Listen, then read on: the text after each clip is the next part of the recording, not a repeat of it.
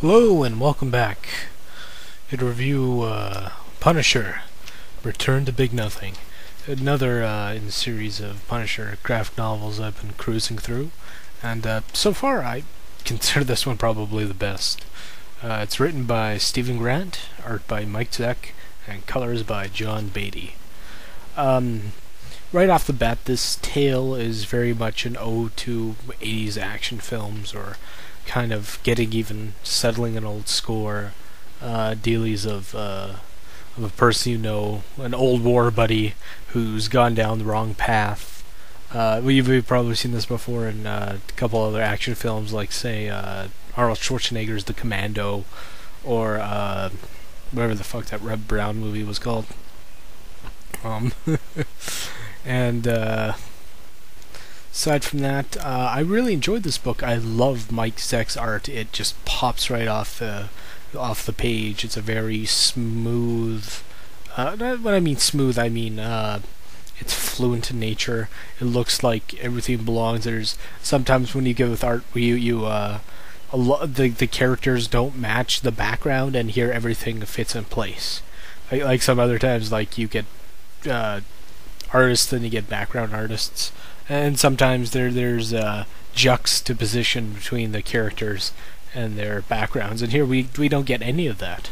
But it looks great. Everything seems very seamless, and I love his version of the Punisher with the white boots, and I know it's done before, but he has this really light blue suit, and of course he has like the teeth extended clips on his chest and whatnot.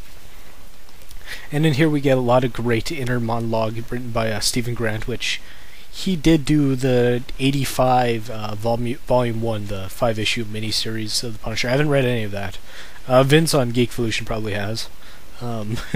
He probably knows better Punisher more than me. That's probably a safe assumption.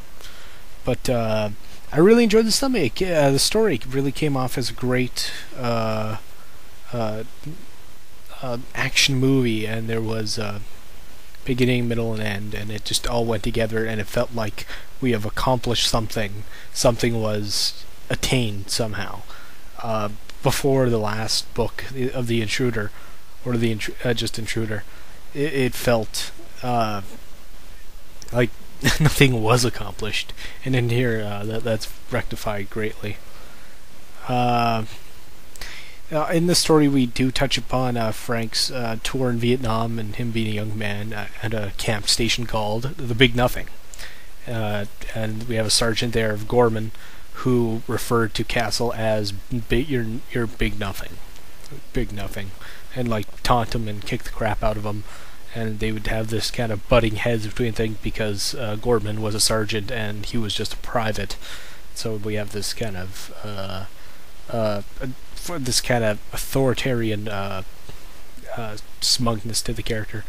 And later down through the years, when Frank became the Punisher, Gorman is drug running with Cambodians, which he did before in Vietnam. He's already a dirty soldier, kind of like a dirty cop, but a dirty soldier, and runs a mercenary group. And everything that and everything does come to a head, and it's a fun final ending battle and a great ending. One of my favorite scenes in the book is we have Frank breaks into a prison and dresses up as a security guard. Throughout the whole time he's counting in his head backwards, remembering the time because he set a bomb to make for a great escape after he's kind of swindled information from an inmate while dressed as a prison guard, and then that kind of shows what kind of a tactician Frank can be, and anything kind of show the character's tactical prowess is always a bonus. Let's see what else we got here. Nothing too weird like last time where he didn't get tortured with a bag of urine. Golden shower jokes abound. I got really nothing else to say here. It was a fun one. This is probably the best one out of the graphic novels I read so far.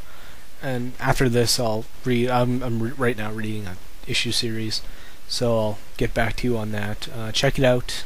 Punisher, written by Steven Grant, art by Mike Zeck, colors by John Beatty. Punisher, Return to Big Nothing. Check it out.